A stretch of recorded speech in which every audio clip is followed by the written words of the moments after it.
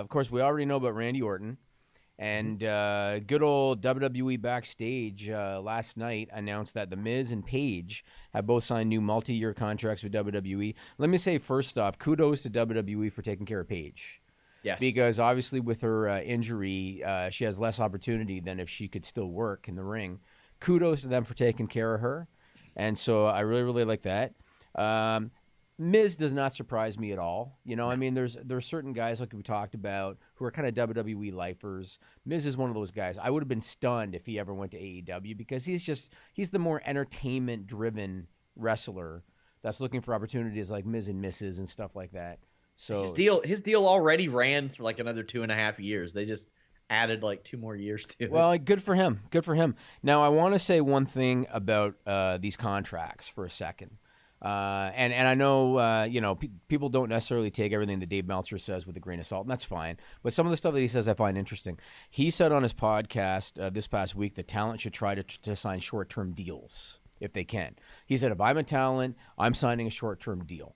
The reason for that, in his opinion, is that number one, if you're stuck with bad creative, then you don't have to wait out your contract for too long. Number two, if your stock goes up, then you're not stuck at whatever guarantee that you're making. My opinion is that I don't necessarily agree with that. I mean, obviously, it's got to be a case-by-case situation. If you are a Randy Orton, if you are a Roman Reigns, if you're a Seth Rollins, if you're a Miz, if you're a Daniel Bryan, if you're somebody that's established with tenure in WWE, go for a long-term deal because you're going to get paid. And what happens if you get injured? You know what I mean? If you get injured on a short-term deal, you could be screwed unless they take care of you like they did Paige. Otherwise, you could be screwed. The other thing is let's say that you are on the other end of the spectrum from those guys. Let's say that you're a Chad Gable. Let's say you're a Cedric Alexander, you're an Apollo Crews, one of those guys. Why would you want a short-term deal at all as opposed to just trying your luck someplace else? So I don't think you should necessarily just think to yourself, sign a short-term deal so that you can limit yourself from bad creative or in case your personal brand goes up. Definitely got to be a case-by-case situation. If I personally was Chad Gable, I would leave WWE if my contract's coming up. Personal opinion.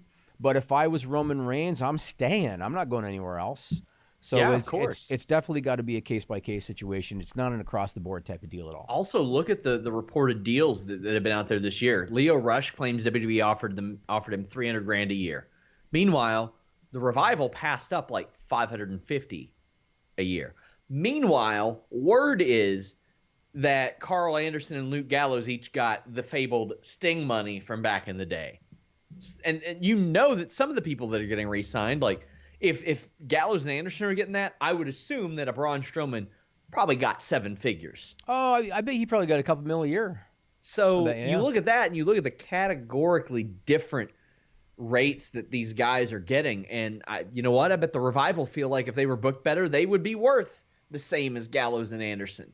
So you gotta know your worth. You gotta know, is creativity the most important thing to you? You gotta weigh all that. I mean, I can understand that. It all depends on all that stuff.